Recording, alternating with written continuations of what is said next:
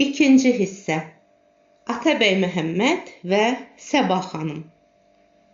Atabəy Məhəmməd Şimali Azərbaycandan Həmədana qayıtdığı zaman Atabəy məmləkətlərini hədələyən təhlükələr qismən azalmışdı. Çünki Atabəy məmləkətləri üçün böyük bir qorxu təşkil edən Səlahəddin Eyyubi artıq Əhli Səlib müharibəsinə hazırlanırdı və buna görə də Bağdad xəlifəsinin dəvətini rədd etmək məcburiyyətində idi. Təzə xəlifə Nəsrəddin Billah ümidsizliyə düşdüyü üçün yenə də Atabəylərin köməyinə sığınmağa məcbur olmuşdu. Bağdad ilə Atabəy Məhəmməd arasındakı əlaqə bu vəziyyətdəykən Atabəy Məhəmməd Həmədanda başqa bir təşkilatın mövcud olduğunu hiss edir və təşkilatı ifşa etmək üçün heç bir iş görə bilmir, xəyanətin izini ələ keçirə bilmirdi.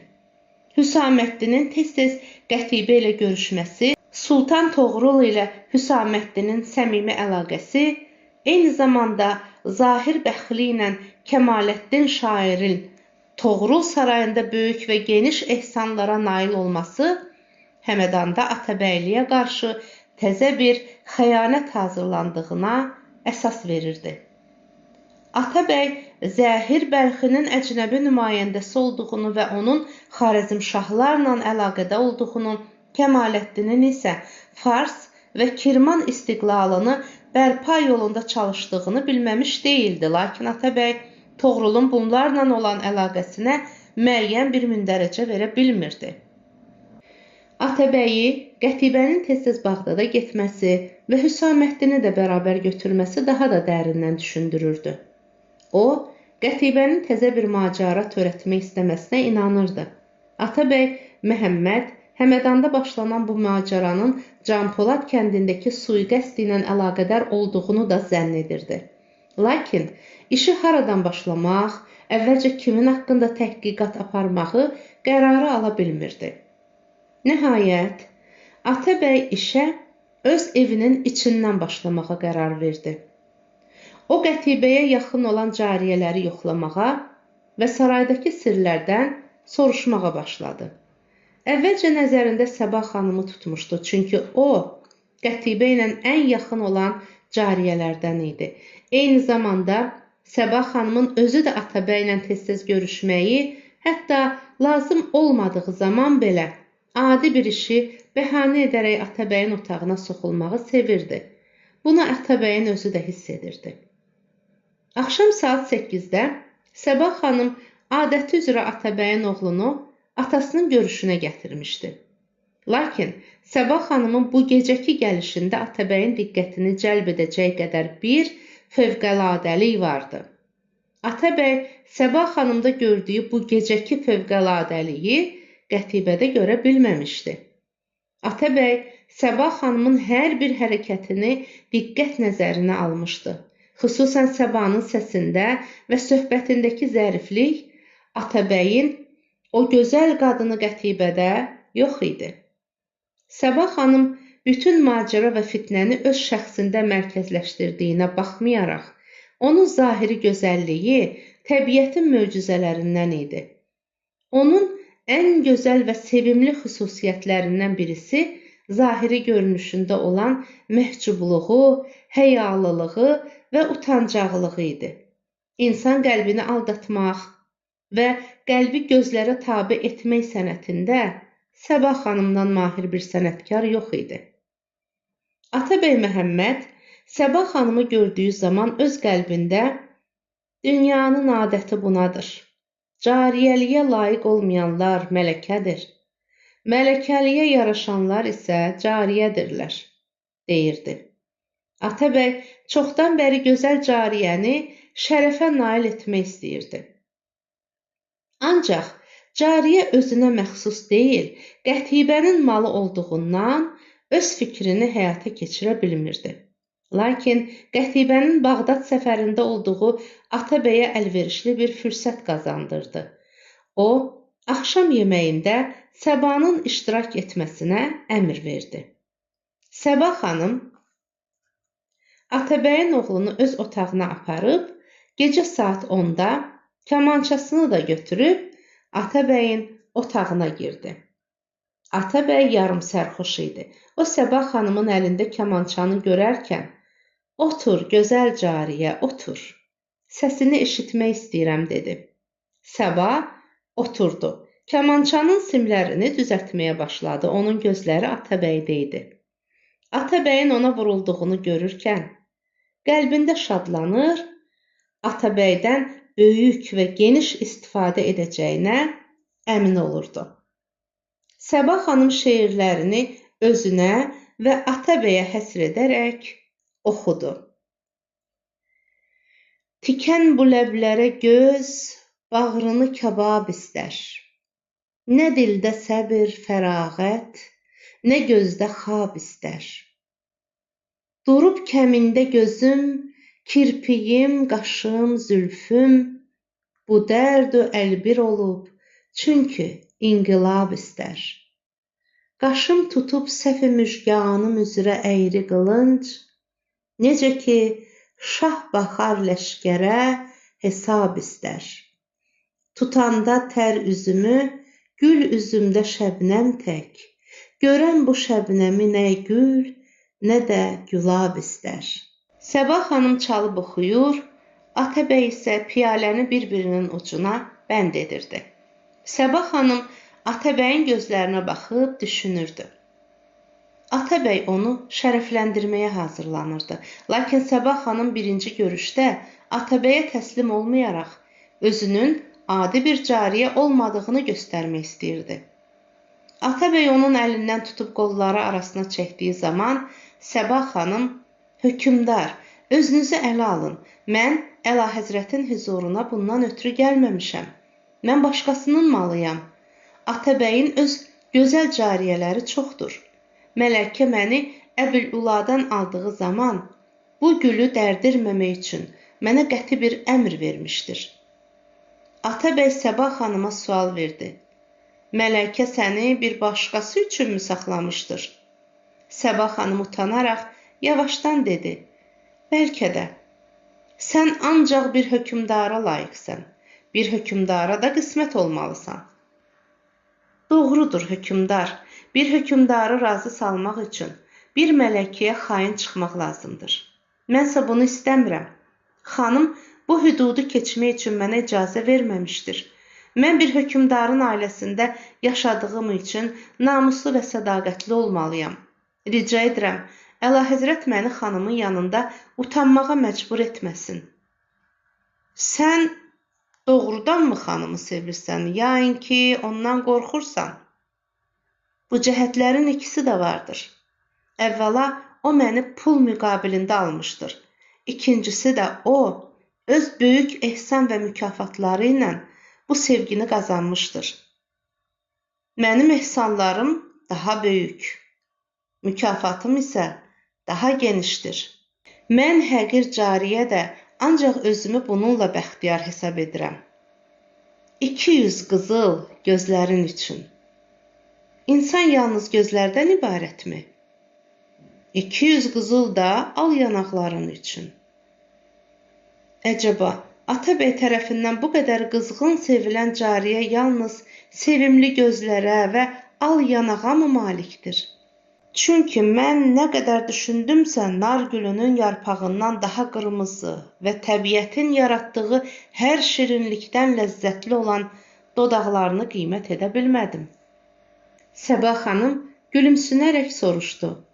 Əcəba, hökümdar təriflədiyi dodaqların bu qədər ləzzətli olduğunu haradan bilir? Bəlkə də Əlahəzrət öz müqayisəsində səhv edir.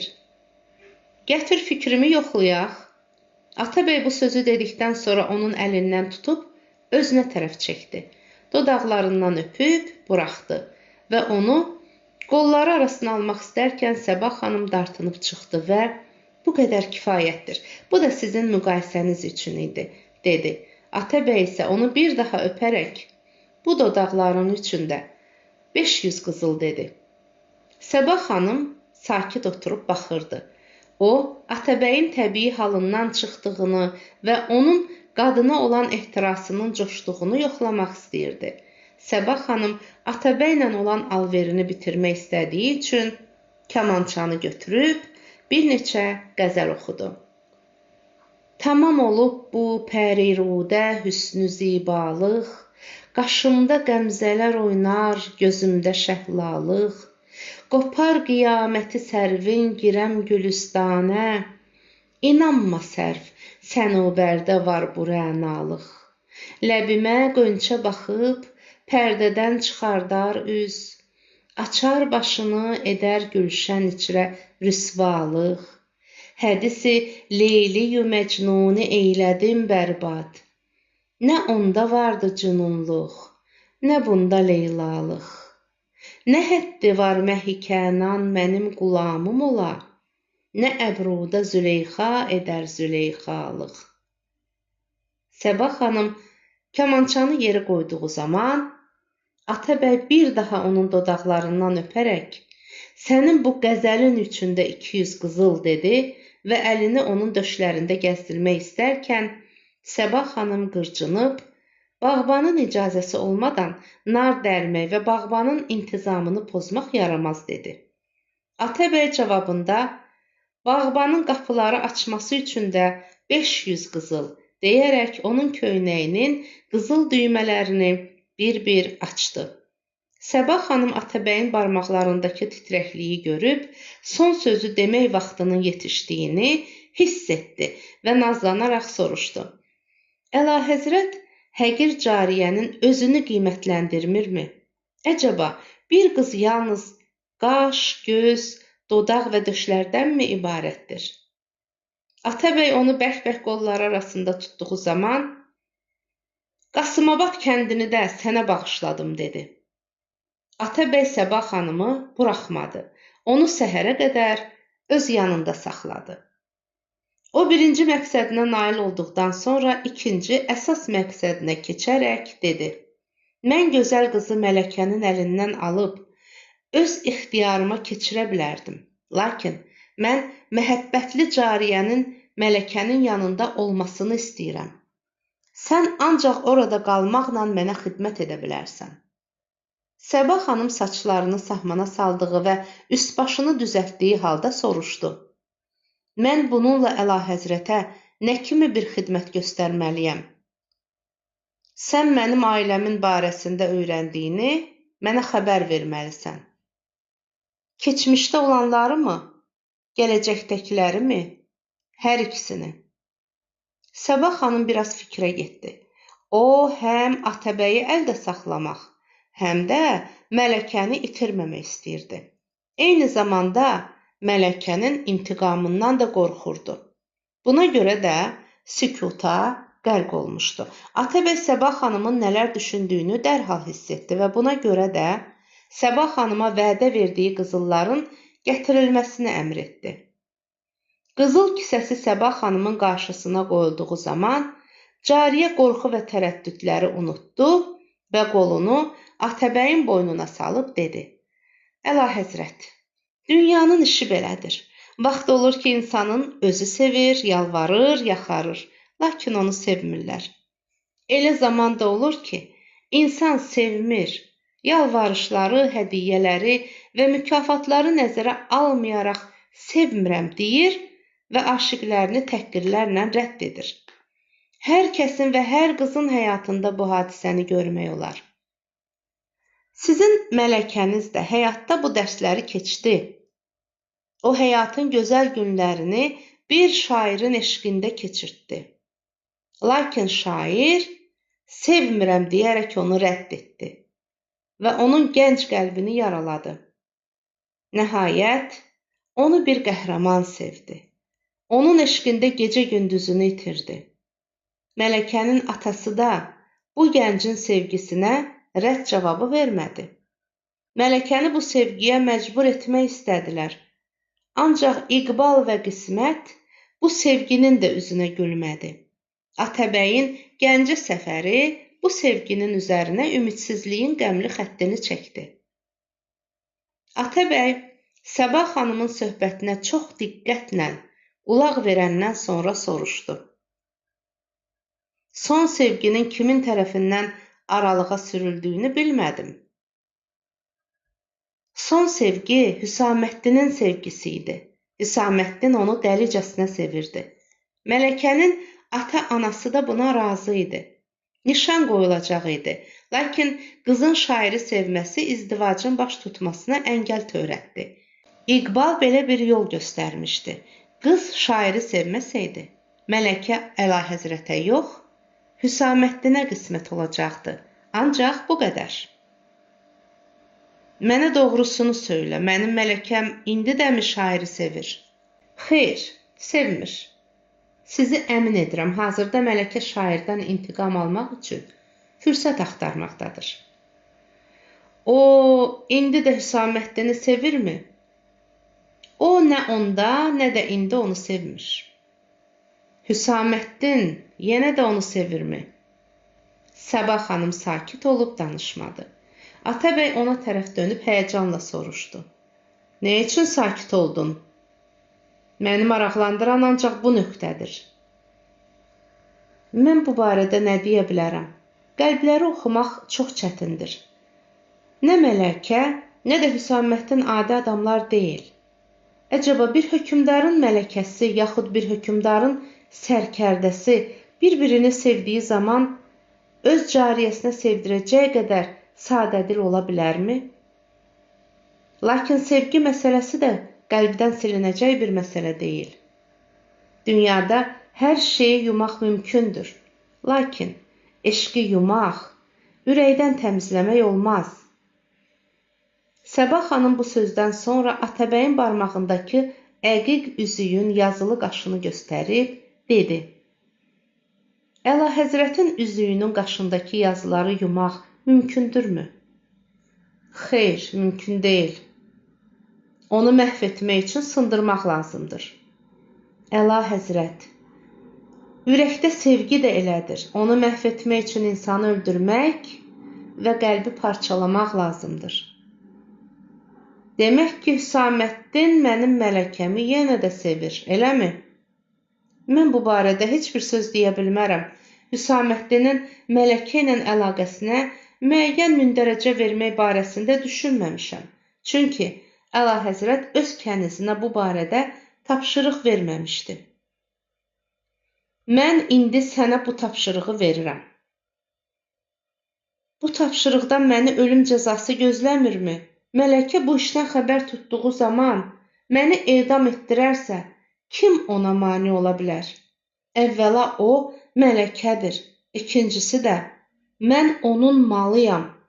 Hərgah məni məhv edərsə, öz malını məhv etmiş olur. Mən oğlum Qütlüğün canına and içirəm. Səni mühafizə edəcəyəm.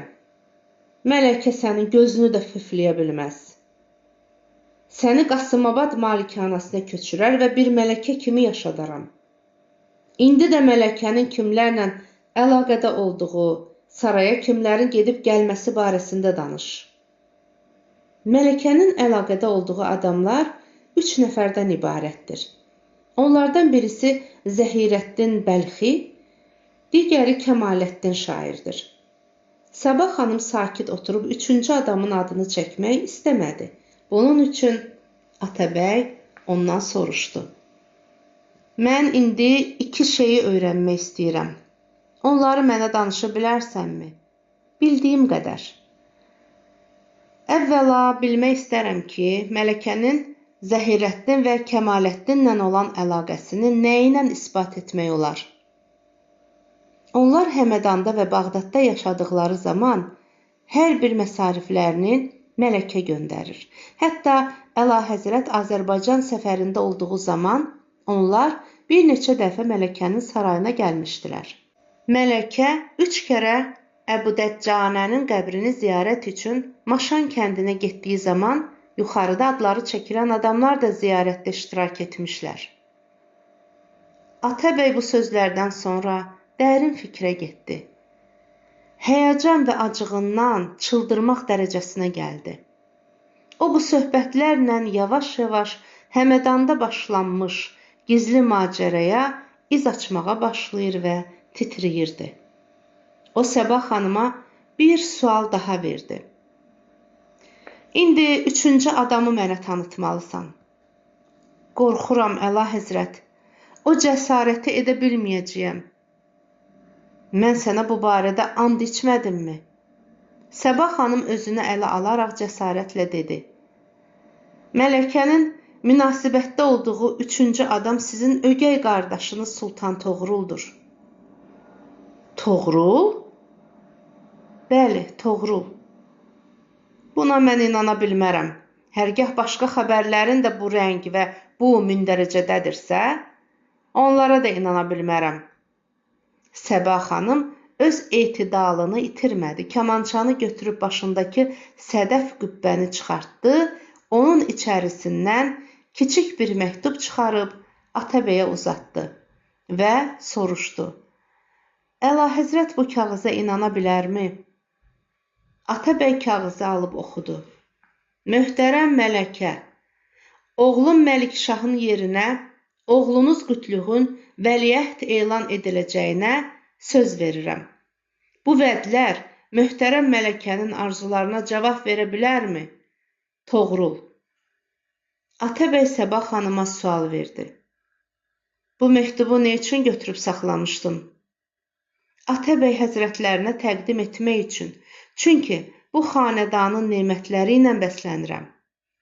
Atabəy, çox razıyam, gözəl qız.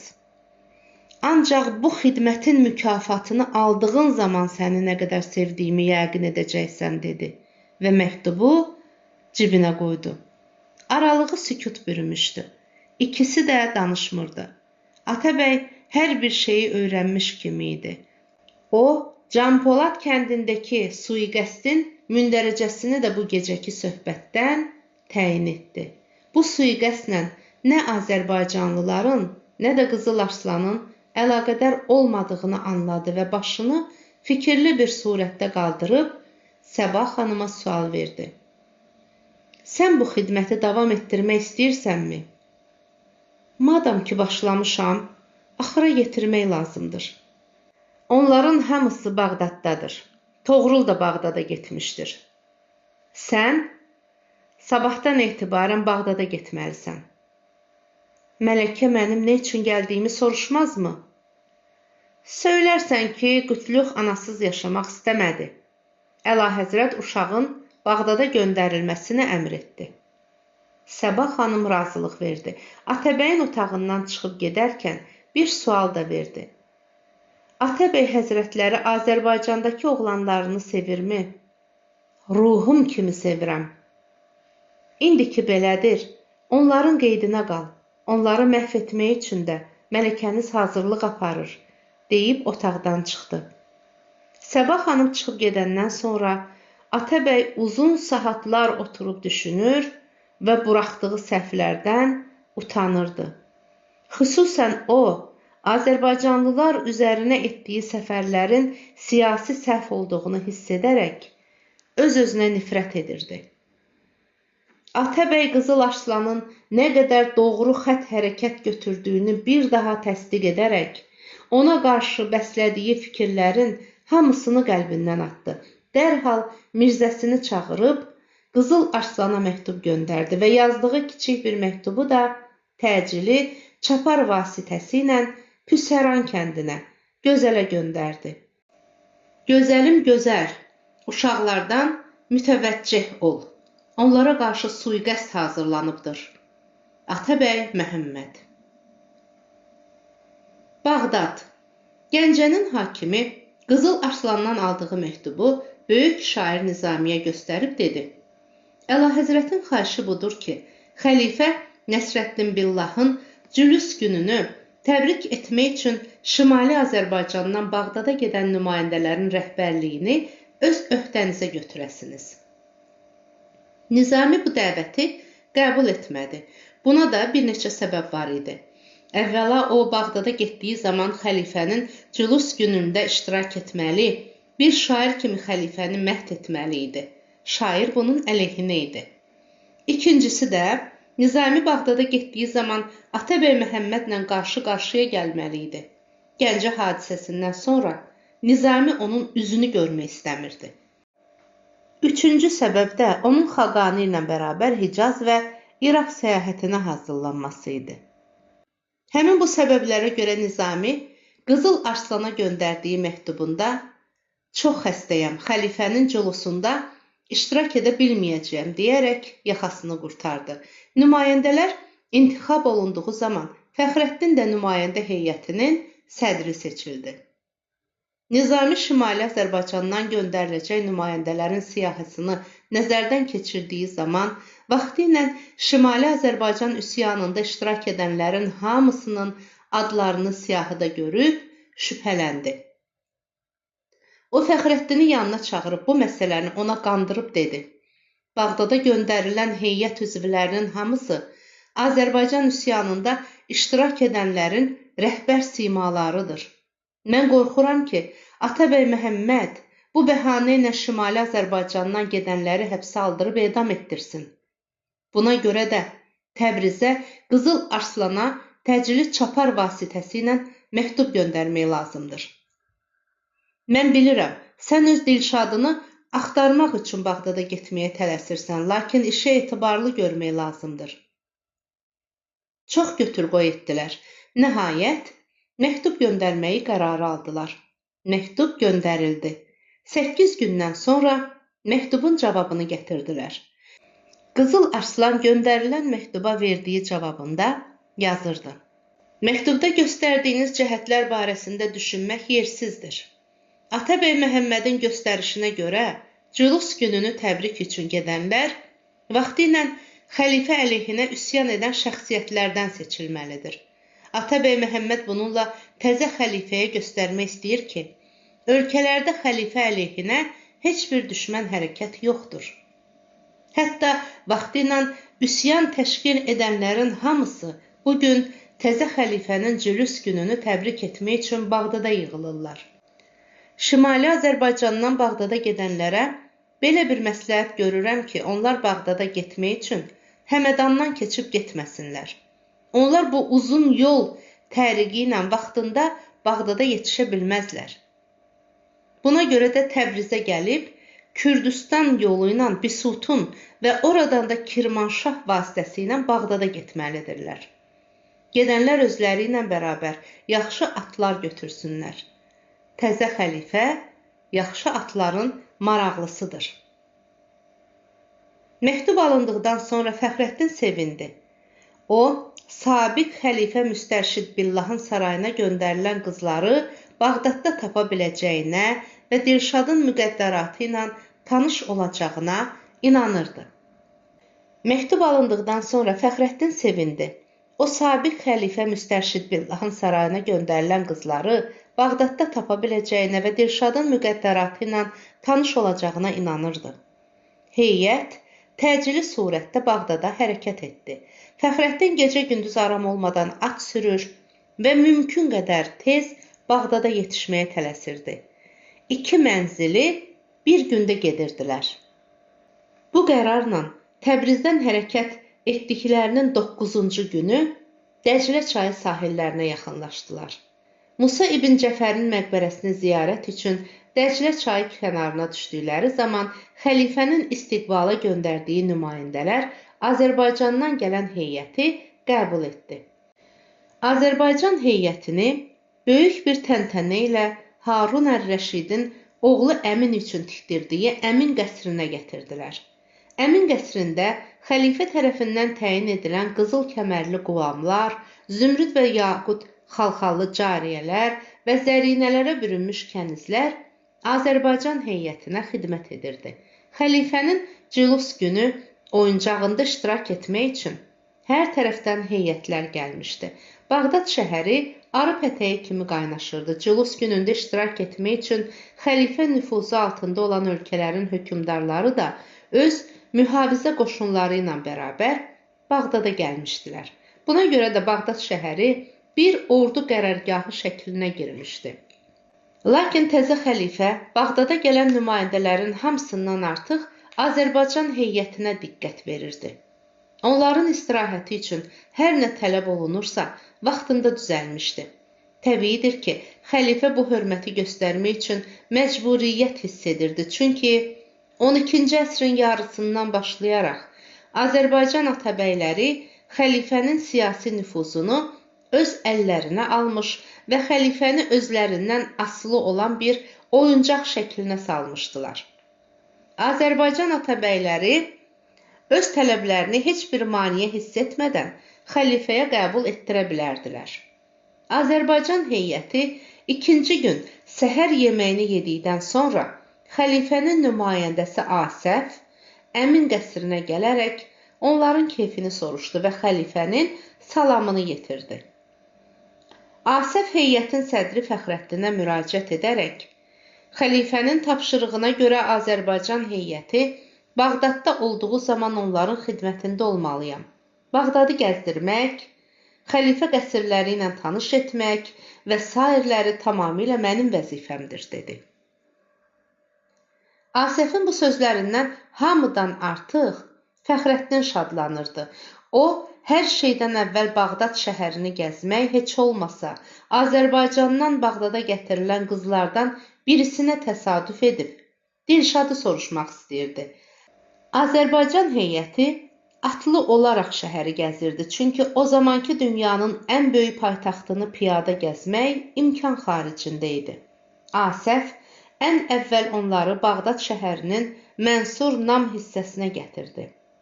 Xəlifə Mənsur tərəfindən birinci olaraq bina edilən bu şəhər dəyirmi şəklində idi. Xəlifə bu şəhəri bina etdikdən sonra şəhərin ən ortasında özü üçün böyük bir saray tikdirib, adını Altun qəsr qoydu. Haşiyə, Altun sarayın adı ərəbcə Qəsr-ü Zöhəb idi. Asəf heyətə müraciətlə, hazırda qarşısında durduğumuz qəsr haman Altun qəsrdir, dedi. İndi atlardan düşüb qəsrin içərisinə tamaşa edə bilərsiniz. Heyət üzvləri atlardan düşüb piyada oldular. Pilləkənlərdən yuxarı qalxıb, milyonlarca qızıl qiymətinə başa gəlmiş qəsrin içərisini gəzdilər. Fəxrəddin fikrin əhatə edə bilməyəcəyi bir sənətkarlıqla düzələn bu qəsri gəzdiyi zaman qiymətli daşlar, qızıl və gümüşlərlə işlənmiş müzayiqələri, mərmər sütunları, xalı qəbələri, quş qanadlarını və s. görüncə qəlbində öz-özünə ancaq indi bildim ki, ərəblər bizə gətirdikləri dinin əvəzinə bizdən nələr alıb gətirmişlər, deyirdi. Asəf onları heyrət və təəccüb içərisində Altun qəsrdən çıxartdı. Onlar atlanıb dəyirmi qələdən xaricə çıxdılar. Asəf başqa bir qəsrin qarşısında atının başını çəkib dedi. Xəlifə Mənsur öz mövqeyini möhkəm etdikdən sonra bir az əvvəl ziyarət etdiyiniz Altun qəsrdə yerləşə bilmədi. O, qələ içərisindən xaricə çıxmağı qərara alaraq bu gördüyünüz qəsri tikdirdi. Həmin bu qəsr Bağdadda tikilən qəsrlərin hamısından böyük və hamısından da zəngindir.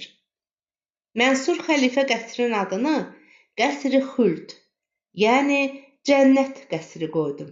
Bəni Abbas xəlifələrinin hamısı növbətlə bu qəsrdə yaşamışlar. Hazırda olduğumuz məhəllə Bağdadın ən məşhur Rəsafə məhəlləsidir. Gördüyünüz məscid də Mənsurun bina etdirdiyi dünyanın ən böyük və zəngin məscidlərindəndir. Həmin gördüyünüz Qəsr-i Xuld mərhum xəlifəmiz Əmir əl-Mömininin Müstərşid Billahın yaşadığı qəsrdir. Xəlifə bu qəsrdə vəfat etdi. Hazırda ailəsi də burada yaşamaqdadır. Təəssüf edirəm ki, bu gözəl qəsrin içərisinə girmək mümkün olmayacaqdır. Hər halda qəsrin xarici görünüşü və daxili zənginliyi insan üçün böyük bir qənaət verməkdədir. Fəxrəddin Müstərşid Billahın ailəsi yaşadığı Xuld qəsrini gördüyü zaman Dilşadı görmüş qədər sevindi. Onun fikrinə görə Dilşadı həmin bu qəsrdə görə biləcəkdi. Fəxrəddin öz qəlbində hər nə olursa olsun, axşam bu qəsrin ətrafına qayıdacağını və saraya gedib gələnləri öyrənəcəyini qərara aldı. Atları minib saraydan ayrıldılar. Bir qədər gəzdikdən sonra Asəf atının başını çəkib durdu və dedi: Burada 3 məşhur qəsri ziyarət edəcəksiniz. Bu gördüyünüz qəsri Harun ər-Rəşid xəlifə öz qadını Zübeydə üçün tikdirmişdir. Qəsrin adı Qəsr-i Zübeydədir. Bu qəsr Bağdad qəsrlərinin ən kiçiyi, lakin zinət və zənginlik cəhətcə ən böyüyüdür. Asəf atını məhmizləyib böyük bir qəsrin qarşısında durdu və sarayı tərif etməyə başladı. Bu qəsr Harun ər-Rəşidin vəziri Cəfərin qəsridir. Harun ər-Rəşid dövrü şərqdə Bərməki tayfasına mənsub olan bu vəzirdən hörmətli, zəngin və gözəl adam yox idi. Siz həmin qəsrdə nahar yeməyinə dəvət olunubsunuz. Burada həm tarixi yazılara və tarixi şeylərə tamaşa edər, həm də nahar yeyəndən sonra istirahət edərsiniz. Asəf və Azərbaycan nümayəndələri atlardan piyada olub Cəfər qəsrinə çıxdılar. Onlar ipək xalçalar döşənmiş aynalı pilləkənlərdən yuxarı çıxıb, əlvan rəngli kəhrabalarla döşənmiş və qızıl avizələrlə bəzənmiş böyük salona girdilər. Asəf onları salondan keçirib, kiçik bir otağa gətirdi. Çərçivələri yaşıl zümrüdlə işlənmiş 2 pəncərənin qarşısında durub danışdı. Dəclə çayının o biri tərəfində gördüyünüz zinətli saray Harun ər-Rəşid xəlifənin bacısı məşhur Əbbasənin qəsridir. Hərgah maraqlanırsınızsa, bu 2 qəsrin tarixi haqqında məlumat verim. Azərbaycan heyətinin nümayəndələri bir səslə Asəfin məlumat verməsini rica etdilər. Asəf məlumat verməyə başlayaraq dedi: Harun ər-Rəşid xəlifənin sevdiyi 2 adam var idi. Onlardan birisi vəzir Cəfər, o birisi isə bacısı Əbbasə idi. Əbbasə öz vaxtında şərqin ən məşhur gözəli idi. Harun ər-Rəşid onu ərə verməyə qısqanırdı. O günün birində Cəfəri yanına çağırıb dedi ki, mən istəyirəm ki, sevdiyim adamların ikisi də birlikdə mənim yanımda olsun. Buna görə də səninlə bacım Əbbasəni camal siğəsi oxutdurub evləndirmək istəyirəm. Lakin sən ona əl vurmamaq üçün mənim başıma and içməlisən.